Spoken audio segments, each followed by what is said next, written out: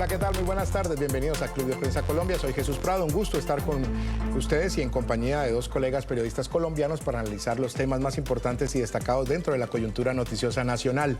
Nancy Velasco, periodista cronista de nuestra cadena aliada en Colombia, Noticias RCN. Nancy, bienvenida. Gracias por estar aquí. No, con todo gusto. Muy amable.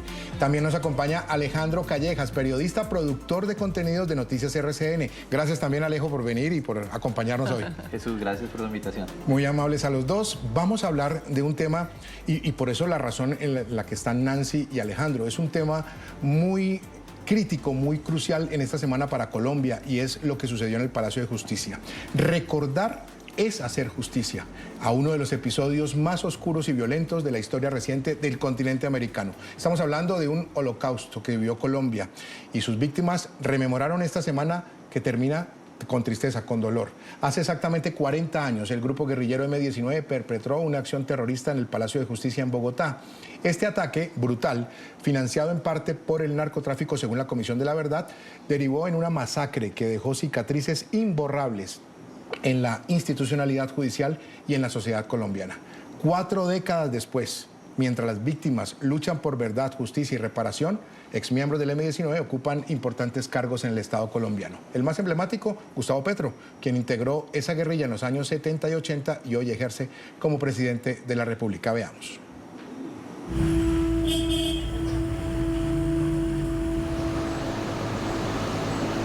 El asalto al Palacio de Justicia comenzó sin ruido, con la llegada de 7 guerrilleros del M-19 entre las 10:30 y las 11 de la mañana. Iban de civil y armados, pero la máquina detectora de la entrada había sido retirada pocos días antes. Hacia las 11:30, 2 vehículos con 28 guerrilleros irrumpieron en el parqueadero con acceso por la carrera octava. Abrieron fuego de manera indiscriminada, asesinaron a 2 vigilantes y fueron enfrentados por escoltas de los magistrados.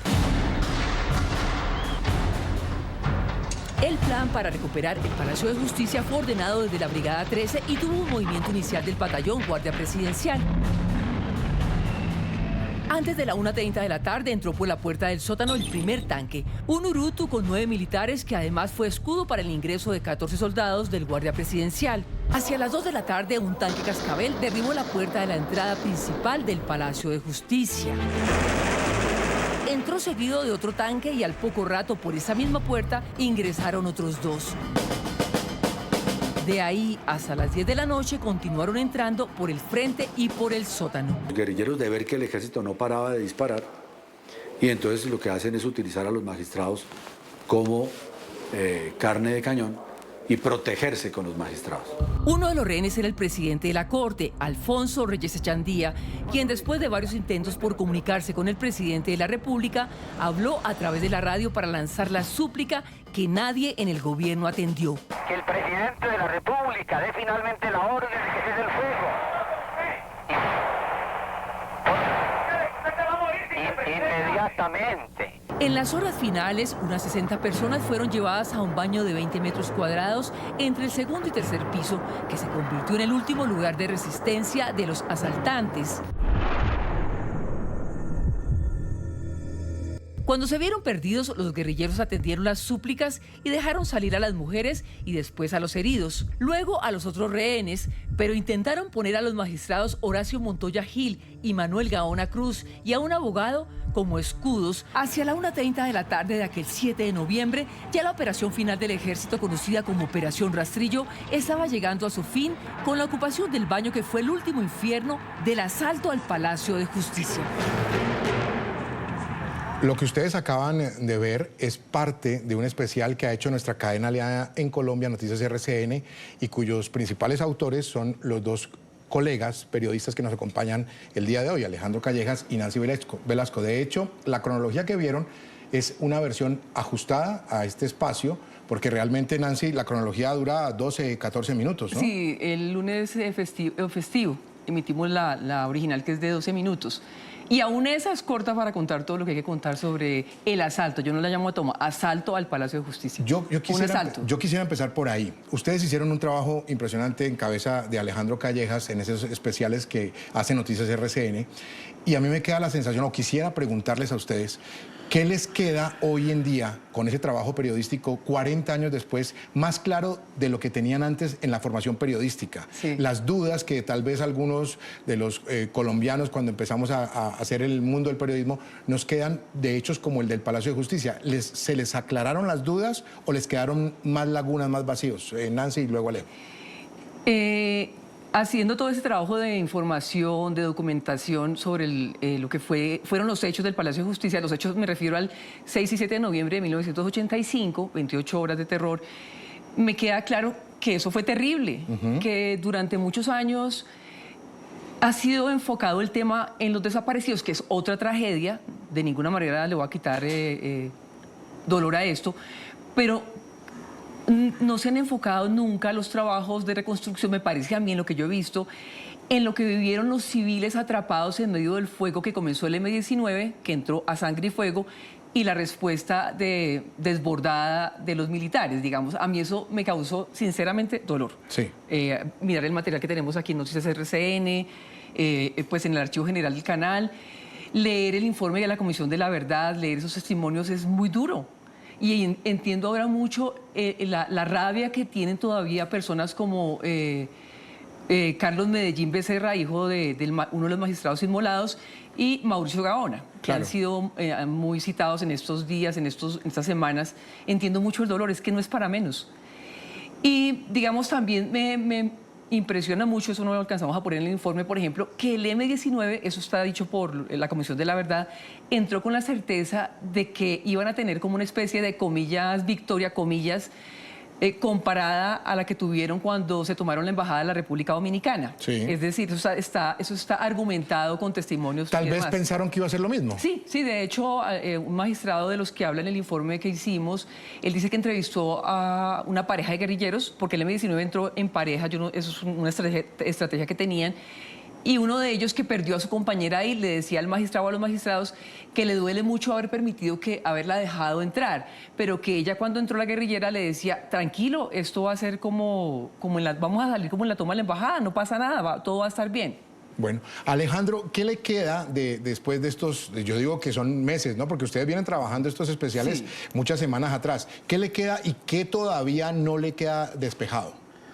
Yo llegué, obviamente nosotros somos de una generación que nos tocó la toma como niños, un poco entrando a la pubertad, y llegué al periodismo. Mi primer informe fue en el 2000 de Palacio, es decir, llevábamos 15 años, y la gente le decía a uno: otra vez Palacio, y yo creo que cada vez que uno hace Palacio, o la semana entrante que se nos viene Armero, ya 40 años también, siempre termina uno descubriendo algo nuevo. Algo nuevo, exactamente. Y es que esto fue tan brutal, pero sobre todo tan confuso, en una época en la que las investigaciones, los métodos forenses de investigación no eran los mismos que tenemos hoy, los métodos de comunicar la noticia, los derechos humanos se entendían de otra forma.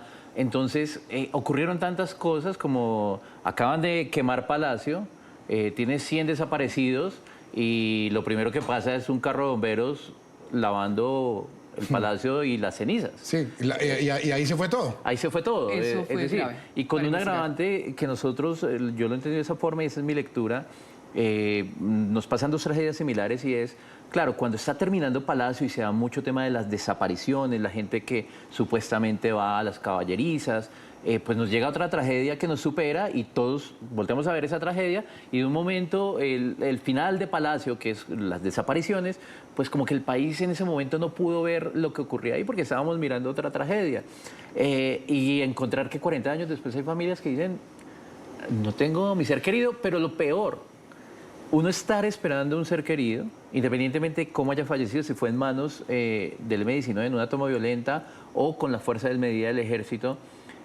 Hemos tenido casos recientes en los que te dicen: ven, los restos que te entregamos de tu ser querido no eran los tuyos, qué pena, son de otra persona. Y entonces, claro, se escuadran otra vez las cuentas, encontraron el de la familia X y se perdió el de la familia Y. Es decir, para ustedes, después de este trabajo periodístico, después de estas semanas y meses de investigación, la historia todavía no tiene un punto final. Esa historia... Hay cosas por aclarar. Hay mucho todavía por esclarecer, ¿verdad? Mira, un simple dato. El número de víctimas, el número final de víctimas, inclusive hay contradicciones. Se decía 95, Carlos Medellín en un discurso muy importante habló de 85. Yo he visto hasta 111. 115. 115. Se toma la de 115, ¿por qué? Porque me decía el magistrado José Roberto Herrera, se toma esa como oficial porque el ministro de Defensa de la época en un debate, una presentación ante el Congreso de la República, habló de 115. Entonces digamos que tomaron esa como oficial, pero tampoco está claro. No coincide con el número de cuerpos que llegaron a medicina legal, por ejemplo. ¿Y el número de desaparecidos, Alejandro? Pues lo que pasa es que la investigación más reciente de la Fiscalía, que eso es una de las sorpresas, siempre nos habían dicho hay 11 desaparecidos, 11 desaparecidos de la cafetería, más algunos que los cuerpos están trucados. Y hoy nos dicen, bueno, con los que aparecen en un lado y se van para esta lista y no sé qué, hoy tenemos 16 desaparecidos, es decir, hay 16 O sea, pasamos familias, de 11, que fue lo que mucho se manejó en muchos años, que ¿no? mucho y que ya íbamos en 7, ¿no? Porque han aparecido 4, después nos dicen que apareció otro. Sí. Digamos que la Fiscalía en ese momento trabaja sobre 16 desaparecidos, es decir, 16 cuerpos de los cuales no se sabe nada, cuerpos que no se puede identificar y que nunca se van a identificar. Encontramos, curiosamente, tengo muy metido en la cabeza, digamos, la relación de los dos hechos, que a finales de los años 90, en una misma fosa común, donde llegaron víctimas de Armero, después fueron a parar, se revolvieron restos de desaparecidos de Palacio. Increíble. Y eso ya no da opción de nada después. Es decir, ya vas a hacer una exhumación y no te da la posibilidad de nada. Increíble. Ahora, el papel de la Comisión de la Verdad. Les quiero preguntar por esa investigación que hizo la Comisión de la Verdad. Creo que la más, es muy importante y es muy importante, rigurosa pero y tiene testimonios de todo lado, o sea, contrastan, ellos no determinan a veces cosas, dicen sobre esto se dice esto y se dice esto. Y, ¿Es lo más acertado, y Nancy? deducen, pues a mí me parece muy acertada. Ok. Me parece es muy interesante leerla, es larga, tiene muchos testimonios, como digo, de lado y lado, entonces eso la hace más creíble, creería yo. Sí, y de ahí está agarrado en gran parte el sustento jurídico. El sustento jurídico está Sí, no, ahí. ellos también se agarran de investigaciones de juzgados, digamos, también citan. Entonces, el universo que usa la Comisión de la Verdad que presentó en el 2009 el informe final es muy amplio. Sí. Pero sí creo que también ha servido de sustento para otras decisiones. Es que hay una cifra por ahí que se me quedó en la cabeza que son 15.000 folios de investigación. 15.000 folios a lo de largo de investigación. 40 años, eso es una locura. Pero sí creo que fue un trabajo juicioso el de la Comisión de la Verdad, que termina dictaminando 3 cosas básicas que las hemos sabido, pero que alguien tenía que decirlas. Sí. Esto ocurrió porque el M-19 entró a sangre y fuego. Sí, Eso hay que hacer. Responsabilidad del M-19. Responsabilidad del Estado que no pudo reaccionar y no supo qué hacer para defender a esas personas y para salvaguardar esa situación. Sí. Y tercero, responsabilidad de los militares de la época, algunos militares, con las decisiones que tomaron. Y la Comisión de la Verdad lo dice claramente. Esto, claro, hay una chispa inicial que es muy potente, que hay que decirlo, es el M-19, pero después ocurren otras cosas y creo que en eso es muy juicioso el informe de la Comisión de la Verdad. Les pregunto por los hechos, o sea, mucha gente de la generación actual dice, bueno, ¿y el Estado ya pidió perdón? Sí. El Estado ya hizo un ejercicio donde a nombre no, eso hizo, no tengo clara la fecha, pero ya hizo un ejercicio de pedir perdón. El M-19 no lo ha pedido, ¿cierto? ¿O ustedes tienen eso claro? No, esa parte no la tengo tan clara. Lo que pasa es que, digamos, lo que hay en la polémica de hoy es porque pues tenemos a un presidente que fue el M-19, que todavía enarbola la bandera del M-19, como está claro, y lo ha hecho en varias ocasiones, y lo que le dicen es que porque no asume la responsabilidad política. Creo que esa es la gran polémica y es verdad, ¿no? Sí. Pues tiene una responsabilidad política porque fue parte del M-19. Sí, inclusive yo creo que aquí nos pueden colaborar los compañeros de la producción. Lo que tenemos de Gustavo Petro es el abanderado del M-19, es el presidente de la República. Veamos, porque esto es mejor verlo y no estar aquí nosotros haciendo conjeturas. Veamos Sí. para que ustedes mismos puedan juzgar lo que hace Gustavo Petro con las banderas del M-19. Ese es el mundo que derogamos en la Constitución de 1886 y apareció entonces promulgada por la gente de esta bandera que hoy quieren prohibir la Constitución de 1991. Y ahora henos aquí un presidente de esta misma bandera, culminando el ciclo. A ver, compañero, traiga esa bandera porque estamos hoy de fiesta. No les gusta que la saquemos, ¿cierto? pero no va a estar debajo de los colchones. Hoy se conmemora un año más del asesinato de Carlos Pizarro. Proclamó la Constitución de 1991 y hoy es parte del gobierno de Colombia. Como yo digo, pues si se van a hundir en las nuevas esclavitudes de la droga, de la ignorancia, de las razas que no existen, pues traigámonos la Estatua de la Libertad de Nueva York a Cartagena, que si quieren la libertad. Una operación al estilo M-19. Bueno, esa es la polémica. Por eso Nancy, antes de ver al presidente de Colombia, Nancy hacía alusión a eso, a la polémica que se ha encendido en Colombia, Alejandro, porque Gustavo Petro, inclusive en los tuits de esta última semana, yo he revisado lo que ha estado publicando, ha escrito cosas como que no hay balas del M-19 en los magistrados que resultaron muertos. Pues la Comisión de la Verdad es muy clara en establecer que al menos 2 de los magistrados, el magistrado Gaona, fue ultimado por el M-19. Sí. Hay testigos que estaban en ese baño, serios, ¿no? Testigos serios que estaban en esa última etapa, cuando se está acabando la toma, que aseguran haber visto cuando guerrilleros del M-19 con nombres propios dispararon contra el magistrado Gaona. Y obviamente el presidente de Enarbola esa bandera fue guerrillero del M-19, él no estuvo en la toma, hay que aclararlo. Sí, claro. Él no estuvo, pero formaba parte del grupo y forma parte después de los indultados. Habría que recordar simplemente eso, el ejército, el M-19 es el que entra disparando a los vigilantes, es el que tiene las primeras víctimas, es el que ha entrado las armas.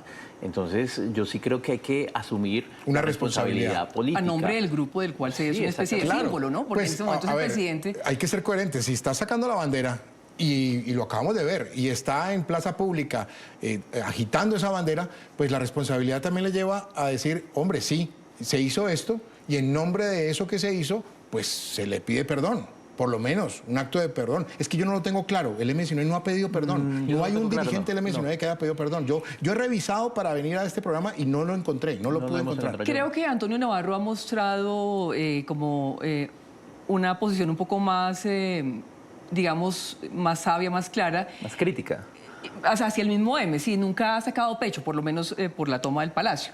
Y en estos días leí un tuit en que decía que él estaba recuperándose de unas heridas fuera del país, creo que en Cuba, no me acuerdo en dónde estaba, cuando perdió la pierna, como diciendo yo no tuve nada que ver con esa toma. Es como una manera de distanciarse pero ya que del asunto. Tocas, Navarro tiene unas declaraciones importantes donde dice, finalmente todo salió mal, porque terminamos obviamente reincorporándonos, se firmó la paz, la negociación, pero perdimos a todos nuestros líderes. Es que eso es otra de las cosas, ¿no? Que tiene que ver con otra de las teorías de qué tanto se permitió la llegada del M-19 o no, y qué tanto el ejército sabía y quería tenerlos ahí a todos juticos. Ajá. La teoría de la ratonera. La teoría de la ratonera. Eso lo habla la Comisión de la Verdad. Eso ¿no? es decir, porque hay una parte muy importante de la Comisión de la Verdad, pero quizás los televidentes, obviamente, que nos ven por fuera de Colombia no lo entienden. ¿Será que podemos dedicarle un par de minuticos a eso? La teoría de la ratonera, tú por favor me corriges si me equivoco en algo. Es decir, el contexto, precedentes.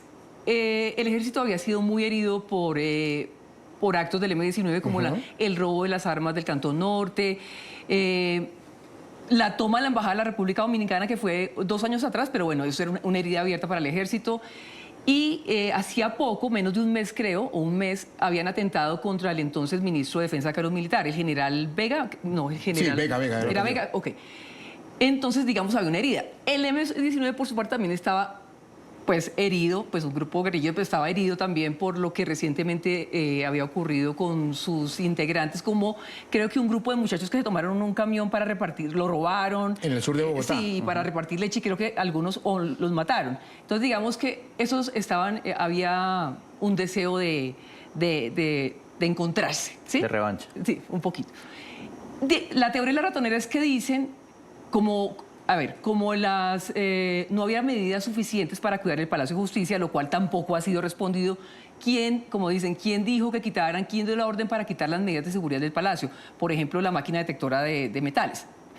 Entonces, la suposición es que el ejército los quería tener ahí encerrados para combatirlos. Sí, para enfrentarse. Sí, un magistrado dice que el Palacio de Justicia es el de esa época, estaba hecho de tal manera que era fácil entrar, como se demostró, pero muy difícil salir. Esa es la teoría de la ratonera. Y además se junta con dos elementos, Alejandro, importantísimos. Se supone que, o eso por lo menos hay versiones, que se sabía un mes antes, dicen que se sabía que iba a pasar. Sí, un mes antes. había plan desde junio, no un mes antes. Hay algo que no se ha podido Mucho establecer. más antes. Ninguna de las investigaciones lo ha podido establecer, ese es uno de los pendientes, y es si el ejército tenía o no infiltrado al M-19 y si el ejército realmente sabía todo lo que iba a ocurrir, y el ejército de la época, obviamente, y dejó pasar, porque esa era la única forma de tener reunidos a muchos de los comandantes en el mismo lugar para tenerlos juntos y combatirlos, que fue lo que terminó pasando, que era lo que decía Navarro, decía, perdimos a muchos de nuestros mejores líderes, comandantes, los perdimos en el mismo lugar. Y esta toma finalmente fue una tragedia para el país. Navarro lo ha reconocido.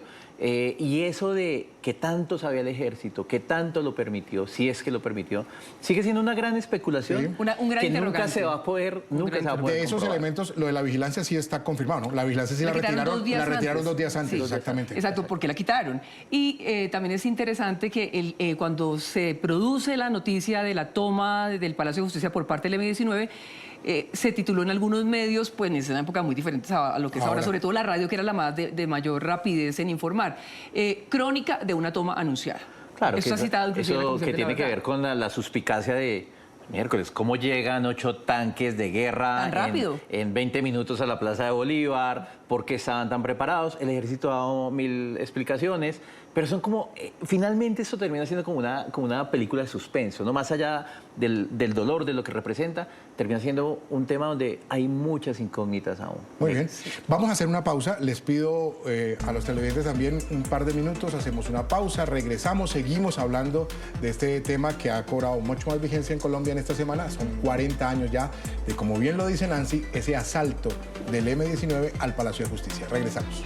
Seguimos en Club de Prensa. Hoy estamos hablando de los 40 años del asalto, como bien dice nuestra colega Nancy Velasco, del asalto del M-19 al Palacio de Justicia en Bogotá, Colombia, año 1985. Es importante para los televidentes hablar un poco del contexto que vivía el país en esa época, en el año 85, la década de los 80 en total, la década de los 90, un tema de narcotráfico muy marcado en el país. Y por eso les quiero preguntar ahora a ustedes, Alejandro y Nancy, sobre el narcotráfico, hasta dónde se sabe o se ha podido establecer financió la toma, el asalto del M-19, Alejandro. Pues esta es una de las teorías que aparece durante, digamos, no fue una teoría inicial, aparece promediando todos estos 40 años, y es la forma como Pablo Escobar le habría ofrecido financiación al M-19 porque tenía dos objetivos: evitar que se firmara la extradición y lograr que se perdieran todos los expedientes.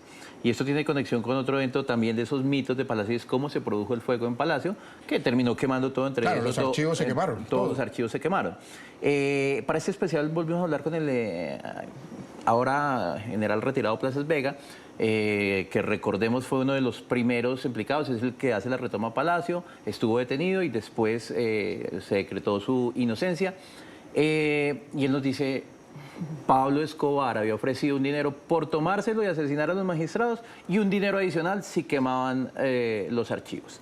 El magistrado Gaona, en ese momento integrante de la Sala Constitucional, estaba debatiendo y había trabajado durante muchos años. Tenía una durante mucho ponencia, tiempo, al parecer, la ¿no? ponencia Para mantener la extradición. Para mantener la extradición y para mantenerla firme.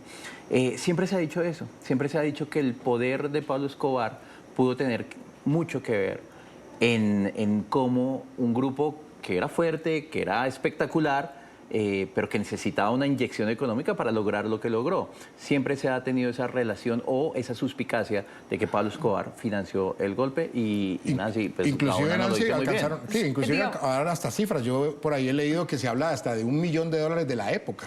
Bueno, ahorita le digo lo de los dólares, porque es que Petro después habló de eso cuando era congresista. Pero es muy llamativo cómo hasta el último día, pues hasta la última semana, previa a la defensa que iba a hacer el magistrado Gaona, Manuel Gaona, de la extradición, Él y su familia eran víctimas constantes de amenazas de Pablo Escobar. Sí.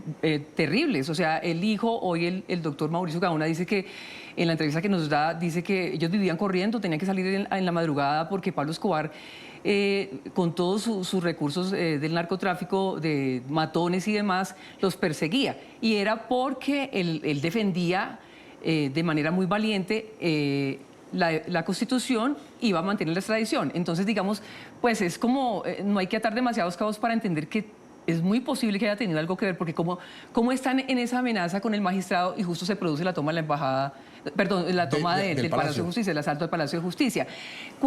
Pero hay algo más reciente, pues más reciente, hace ya bastantes años, pero más reciente, y es que Popeye, cuando el tristemente célebre sicario Popeye del cartel de Medellín, decide contar un montón de supuestas verdades, él habla de eso. Él dice que Pablo Escobar le dio, creo que es donde dice lo del millón de dólares sí, que al sale. M-19, no recuerdo la cifra, pero sí habla de mucho dinero en dólares al M-19. En esa época recuerdo que, y está en el archivo de Noticias RCN, de estos dos canales, una entrevista que le hacen a Petro, al hoy presidente, como congresista, y él dice, mire, si eso hubiera sido verdad, ¿ustedes creen que el M-19 hubiera entrado con un armamento como tan pobre para esa cantidad de dinero? Habrían tenido un armamento, habrían comprado un armamento mucho más poderoso para enfrentar a lo que se venía.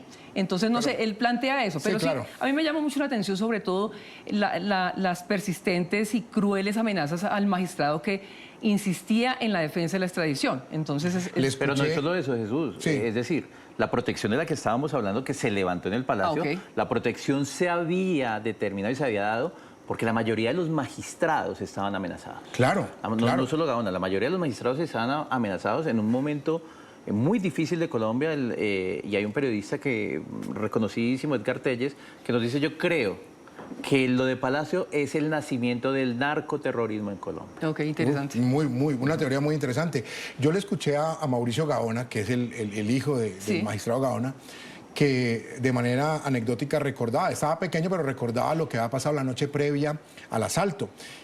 Exacto. El papá y escribiendo, recordaba y decía analizando. que escuchaba al papá en el comedor, en el estudio en su casa, escribiendo, máquina de escribir, terminando la ponencia. La ponencia que iba a ser debatida el día de la toma. Del asalto. Sí, Y la exacto. ponencia sobre la extradición, ¿no? Era la única sala que cuando se da el asalto estaba trabajando en Estaba funcionamiento, reunida. estaba reunida en debate de esa ponencia de la extradición. Y la tenía lista, es que la tenía lista. trabajó la noche Entonces, anterior. Digamos, uno pone los hechos y pues ya que las personas saquen las conclusiones. Claro. Es decir, es muy difícil desligarlo. Sí, No total. es fácil Pero desligar. hay que decir que tampoco existe una prueba contundente que diga, era muy total. difícil, pero este fue la entrega, este es el cheque, esta fue la plata, este Sí, fue el sí. dinero. Ah, no, no, no pues, existe. Y Tampoco, ¿no? de ahí han salido, los televidentes quizás podrán buscar en series, en muchas series, hay parte de la ficción, se ven capítulos, escenas donde supuestamente se hace una entrega de una plata, pero repito, hay en series, en novelas, en una parte que no se sabe realmente si sucedió o si es la ficción. Avanzo un poco porque les quiero preguntar por el papel del presidente de la época, el presidente Belisario Betancur. ¿Y por qué lo pregunto? Porque en primera instancia Betancur entregó la responsabilidad de la situación a la fuerza pública. No, él primero asume. lo asume, sí. Pero después entrega la responsabilidad a la fuerza pública y siento yo que se hace a un lado. Se desmarca. Exactamente. Se desmarca un poco. Es muy curioso que, digamos, un primer hecho, ¿no? Yo hablo solamente de hechos, de lo que está publicado por entidades serias como la Comisión de la Verdad, de que la integraron 3 magistrados de la Corte Suprema de Justicia en su momento. Es muy interesante ver cómo a Belisario le avisan inmediatamente. Eso comenzó a las 11:28, 11:30 de la mañana, le avisan inmediatamente. Y la primera orden que da, la da a la 1:30 de la tarde. La primera orden que da sobre el hecho como tal. A esa hora ya había 8 tanques llegando a la Plaza de Bolívar. Sí. O sea, es decir, los tanques se le adelantaron a la orden que dio el presidente. Y además con una salvedad para quienes no conocen el Palacio de Justicia en Colombia o la Casa de Nariño, la sede presidencial. Está a 300 metros, más o son 3 menos, cuadras sí. de diferencia. Y escasas, además. Y los sonidos, si hay entrevistas que se han escuchado o momentos de archivo histórico de la radio colombiana, esta semana se ha escuchado cuando hacen las llamadas a los magistrados, se escuchan los disparos. Sí. O sea, los magistrados pidiendo auxilio y se escuchaban los disparos. Entonces, es increíble que el presidente no haya escuchado lo que estaba pasando a 300 metros. No, se dice que a él se le informó inmediatamente. Es decir, está escrito eso, está digamos, notificado. Pero lo que no se sabe es por qué solamente a la 1:30 de una primera orden, cuando, como les contamos, ya había 8 tanques casi en la Plaza de Bolívar. Sí. Yo creo que entre lo que hicimos esa vez, de las cosas novedosas, es tener en cámara un testimonio muy importante que es de la Comisión de la Verdad, y es el de la periodista Elvira Blake, que era un poco la encargada de las comunicaciones de Palacio, la mano derecha en temas de comunicación del presidente, cuando dice, cuando empezamos a enterarnos y a decir, los magistrados en la radio diciendo, llamamos al presidente y no nos contesta, yo voy a buscar al presidente y a decirle, presidente, ¿qué está pasando? No lo encuentro en su despacho, y cuando intento ingresar al salón donde él está, hay un militar que me dice, el presidente no controla la situación en ese momento, somos nosotros. Sí, lo voy a interrumpir en este fragmento del programa porque ya tenemos en línea y lo queríamos hacer en este club de prensa, normalmente para los televidentes de NTN 24 que nos están viendo fuera de Colombia. Este es un espacio dedicado a los periodistas, pero quisiera saludar a una persona que es muy importante dentro de Noticias RCN, es el productor general de Noticias RCN, nuestra cadena aliada en Colombia, que en el año 1985, hoy en día es el productor general de Noticias RCN, pero en el año 1985, Fernando Coral era camarógrafo, vivió esta situación como camarógrafo. Está con nosotros, está en La Tebaida, en el eje cafetero, una parte muy bonita de Colombia. Fernando, bienvenido a Club de Prensa a Colombia. Estamos con Nancy Velasco, estamos con Alejandro Callejas, hablando un poco del especial que ha hecho Noticias RCN, pero queremos conocer el testimonio de Dios de lo que usted vivió en el año 1985, cuando con cámara en mano le tocó presenciar el Palacio de Justicia, este asalto al Palacio de Justicia. Bienvenido, Fernando. Buenas tardes, Jesús, Alejandro y Nancy, buenas tardes. Te escuchamos, Fernando, con el testimonio de lo que viviste en el año 85. Bueno, hace 40 años trabajando para un noticiero que se llamaba Cinevisión, estábamos cubriendo una noticia a 2 cuadras del Palacio de Justicia cuando empezamos a escuchar detonaciones, disparos, y nos movimos inmediatamente hacia donde se estaba presentando la situación.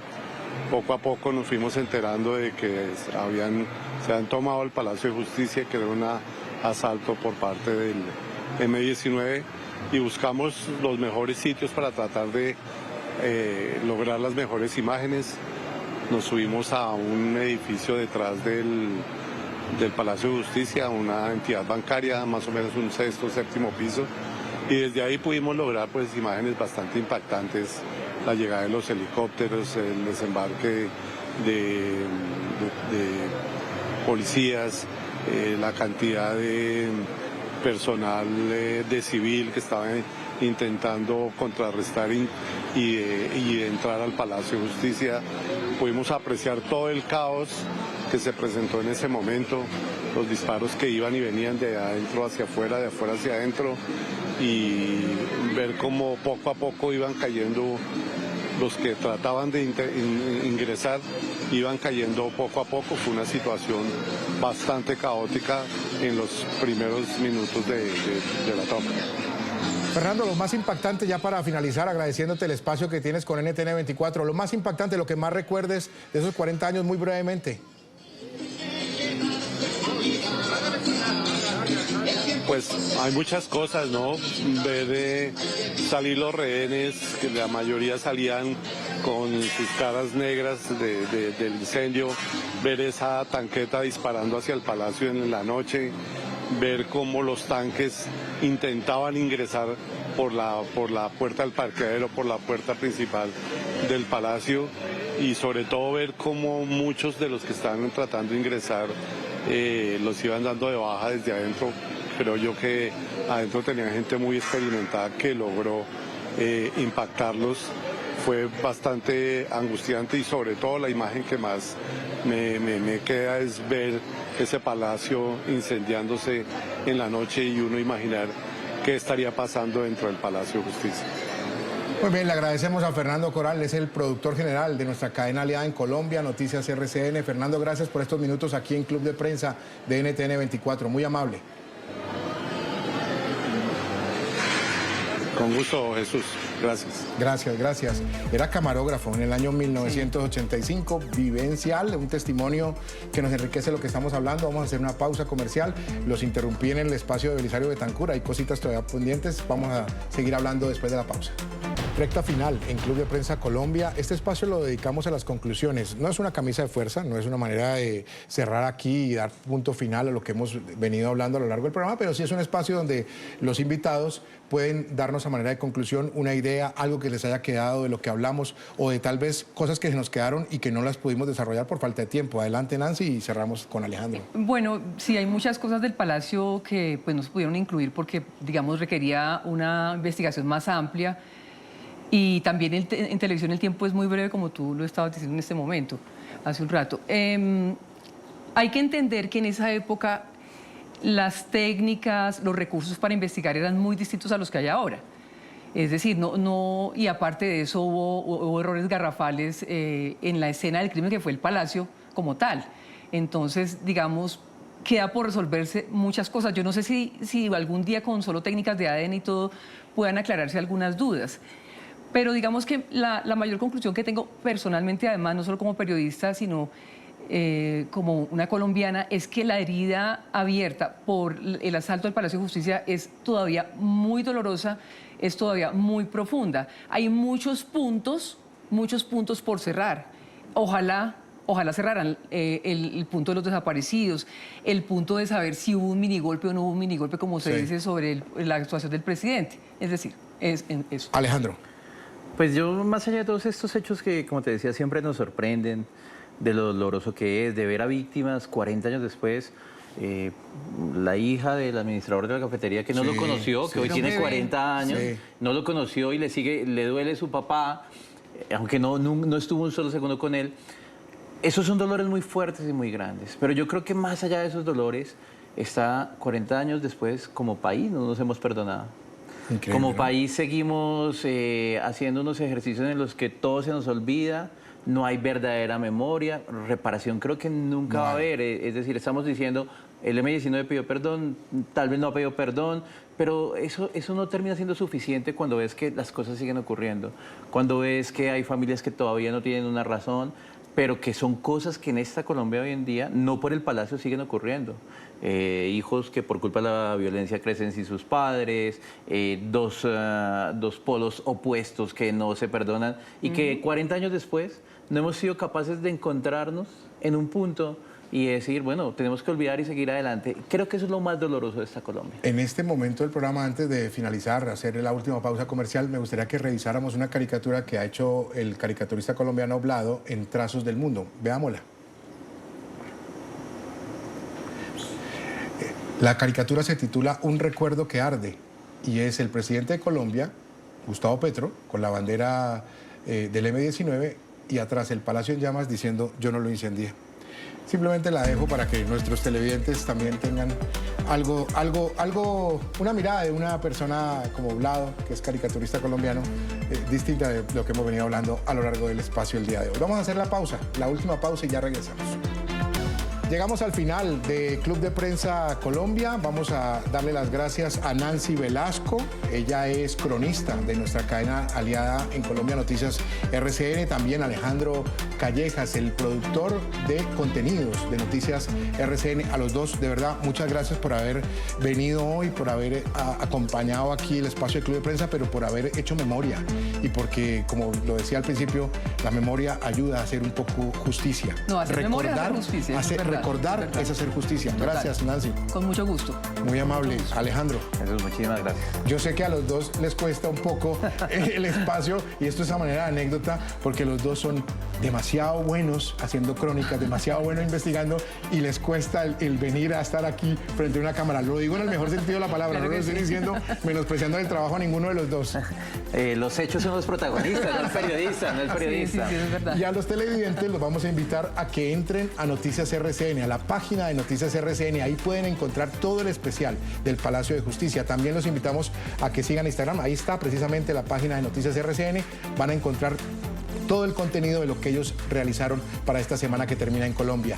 Los invitamos a que revisen también las cuentas de X de NTN24, @NTN24, la cuenta de X, la cuenta de Instagram y también las noticias de nuestro portal web www.ntn24.com. Gracias por su compañía.